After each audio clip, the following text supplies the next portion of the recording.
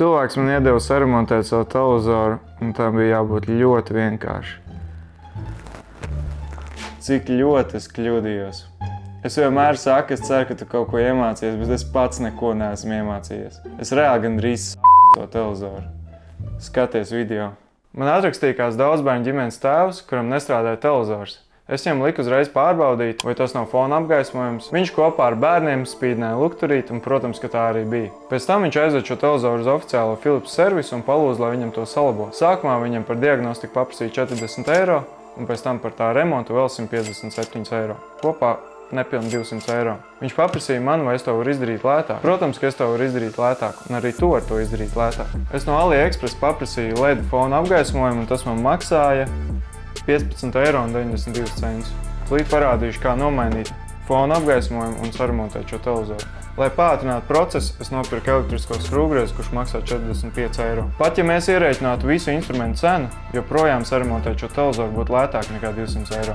Vēl mums vajadzēs arī iFixit komplektu, tas maksā 57 eiro, tātad instrumentos šobrīd kopā 102 eiro. Aiziet, ķeramies klāt.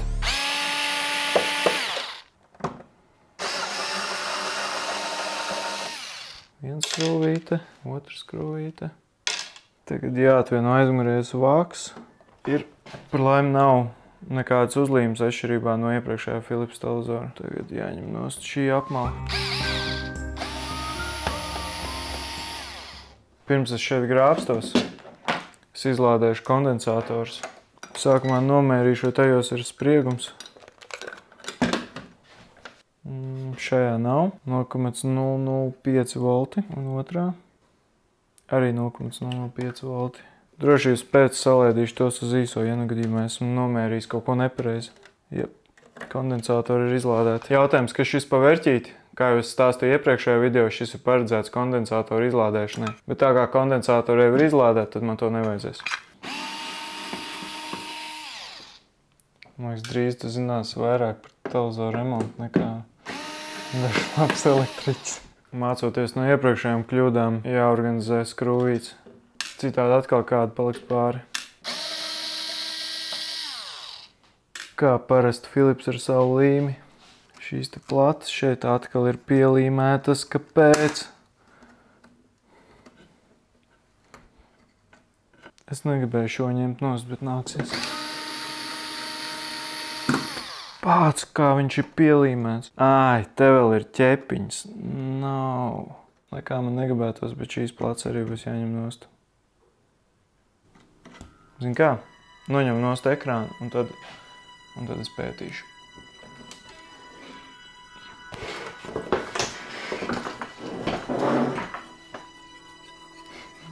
Es saskrāpēju ekrānu.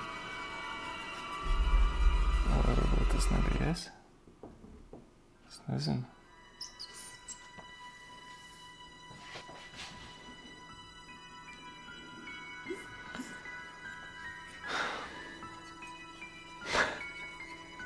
Tu esi ļoti priecīgi.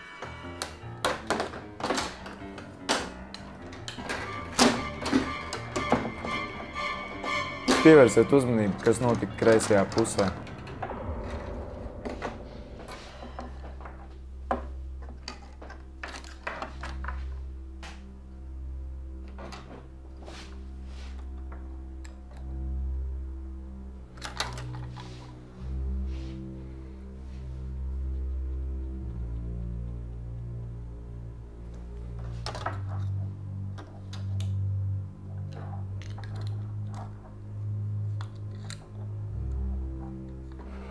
Tāds idiots.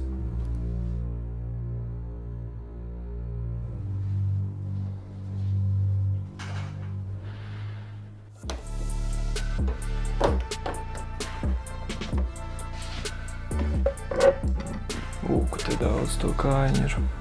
Bet var noņemt ideāli. Šito var noņemt bez. Un atkal pielīmēts Philips. Tad būs maigi jāplēš nost. Nu kāda jēga tik daudz viņu līmēt klāt? Ieraksti komentāros, ja tu zini, kāpēc šie melnie punktiņi te ir.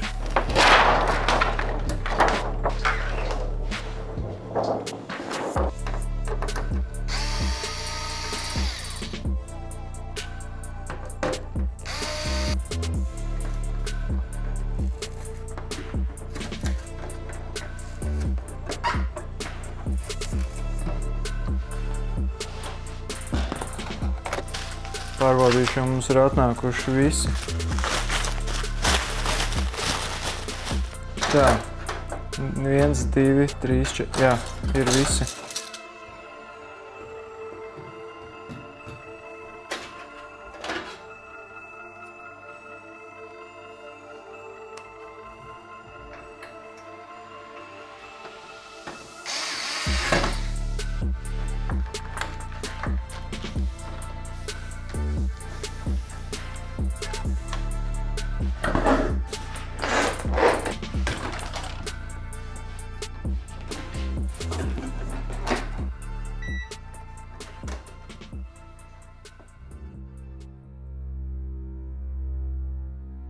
Gaismas joslas nomainīts, bet ko darīt ar norauto kabeli? Un te sākās problēmas.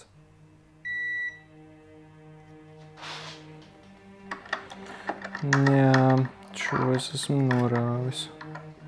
Man dažreiz reāli tracina, ka es nevaru uztaisīt nevienu video bez problēmām. Lodēsim klāt man norauto kabeli. Ņemu fluksi, jeb kusni. Kusnis viņš saucās? Laikam kusnis. Es nezinu. Man tas ir fluksis. Un cilvēki prasīja, kam ir vajadzīgs šis plakanais lodāmurs. Nu, tieši šīm situācijām tas arī ir vajadzīgs. Tā. Oriģināli šis plakanais kabelis bija pielīmēts pie plates, bet man nav tāds līmes, ar ko to pielīmēt, tāpēc man vienīgā izvēle ir to pielodēt. Sākumā es uzklāju alvu uz plates, pēc tam es uzklāju alvu uz plakanā kabeļa un mēģināju to pielodēt. Pastīsimies ar mikroskopu, kas mums tur notiek.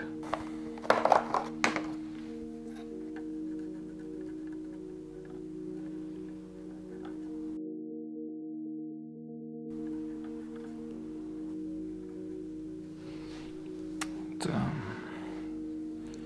Pamēģināšu nedaudz paskatīties cauri, vai viss ir kārtībā. Tā. Un pats galvenais, lai te pa vidu viss ir smuki. Pa vidu viss izskatās diezgan labi. Nu tā, nākamais solis ir vēl sarežģītāks. Tu vēl atceries MacBook, kuras izjaucu? Uz tā virsmas es lodēšu.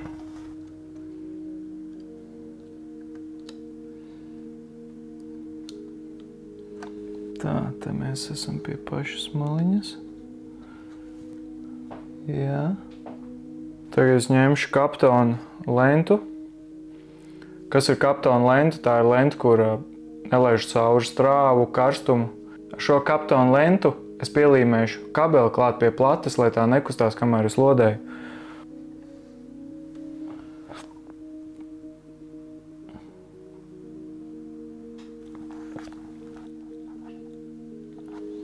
Tā, nu vajadzētu būt. Nu ko, jāķerās pie lodēšanas.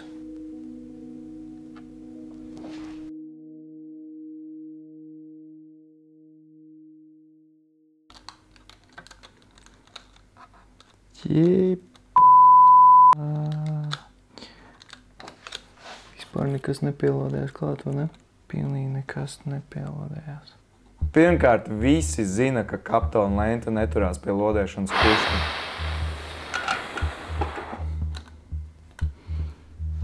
Un tagad arī es to zinu. Šis plāns ir caur tīrsu. Un maigi izsakoties, nekas vispār neturās klāt, es nesaprotu. Es reāli nesaprotu. Šitais ir sliktāk nekā varēja iedomāties. Ai, tu tīrst vienkārši. Problēma tā, ka tas karstums nevelk cauri. Šis bija unexpected pavērsiens. Es reāli nesaprotu, tiešām nesaprotu. Sajūta, ka tā alva apakšā vispār nekūst, kas nozīmē, ka karstums pilnībā neiet cauri viņam. Ai, bļā, viens gribās vienkārši nošauties. Šīs varētu būt tas video, kur es pametu YouTube karjeru. Nu es nezinu, viņš neturās klāt, nu kas tas ir? Otrkārt, plakanais kabelis arī ir veidos no kaptona, un tas nelaiž cauri karstumu. Līdz ar to izkausēt alvu zem tā ir neiespējami. Tā, es atlodēju to kabeli, notīrīju alvu, uzliku alvu pa jaunu. Tas, ko es šeit izdarīju, ir pavilku plakano kabeli nedaudz uz augšu un kausēju alvu. Līdz ar to izkusa alva arī zem šī plakanā kabeļa. Tādā veidā tas pielodējās klāt pie plates. Visu salodēju pa jaunu un testēšu vēlreiz. Ir! Es iedomāju scenāriju, ja tomēr tas televizors nestrādātu. Es vienkārši darītu visu to vēlreiz. Lodētu vēlreiz. Būs krāsas? Jā, ir. Ja atkal nestrādāt, es to darītu vēlreiz. Un tā vēlreiz, kamēr tas viss sāk strādāt. Pa laimi, ja ir kaut kāda viena lieta, kas man ir, tad tā ir bezgalīgi gara pacietība. Jā, viss strādā. Izcili. Skrūvējam visu kopā, un tad es jums vēl parādīšu vēl vienu lietu. Viss strādā pagaidām.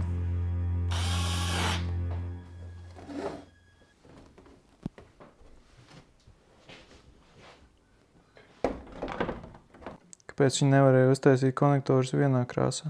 Un šis konektors ir vienā krāsā. Nē, arī atšķirās toņi.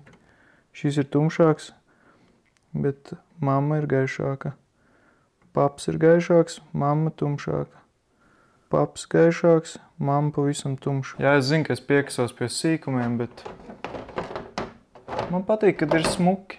Pat ja to neviens nekad neredzēs, izņemot mani.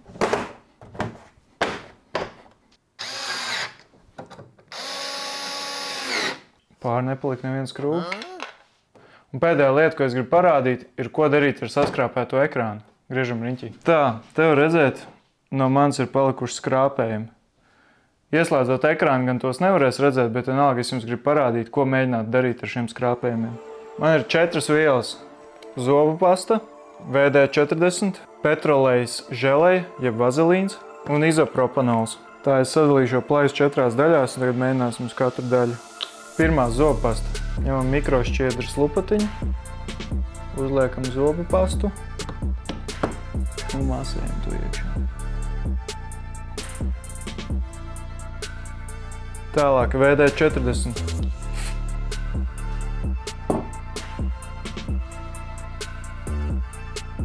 Nākamais. Izopropanols, atšķēdīts pus uz pusi ar ūdeni. Tīrā veidā nelieciet to virsū uz ekrānu.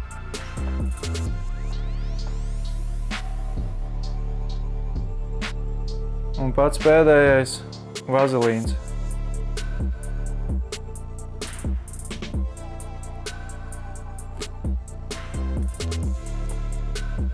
Es teiktu, ka atšķirības nav pilnīgi nekādas. Cilvēki internetā ļoti slavē vazelīnu, bet es pat uz seklām švīkām nevaru dabūt, ka tā pazūd. Vienīgais variants ir pirkt speciālu līdzekli, kurš var aizpildīt šīs te švīks, bet ar šiem līdzekļiem, diemžēl, palīdzēt nevarēs.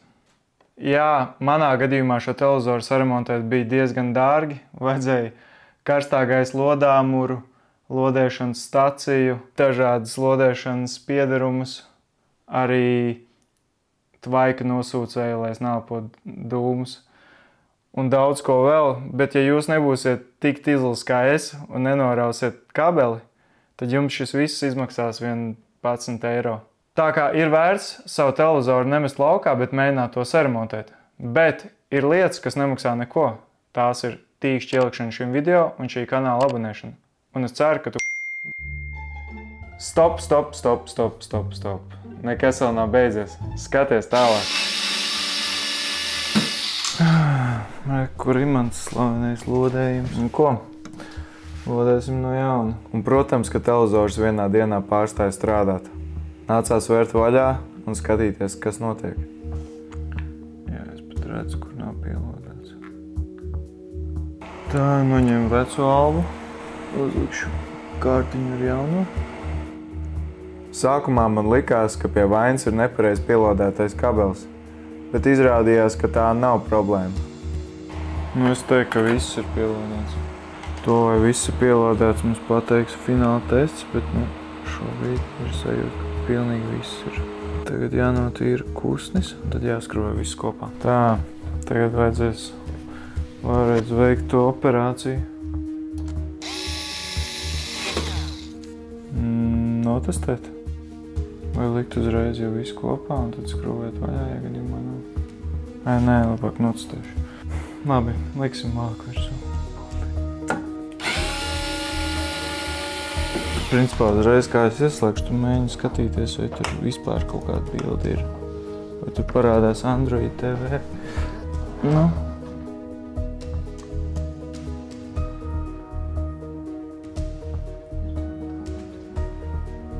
Varbūt, ka viņam vajag kaut ko no aizmugures, es nezinu. Šis televizors mēdz pats no sevis izslēgties. Un vienīgais veids, kā to ieslēgt, ir ar pogu, kur atrodas uz aizmugurējā paneļa. Mums likās, ka tas vienkārši ir izslēdzies un to varēs ieslēgt, bet šis nebija tas gadījums. Sarkanā gaisa. Kā es noprotu, sarkanā gaisa nenozīmē, ka viss strādā. Man sarkanais nozīmē, ka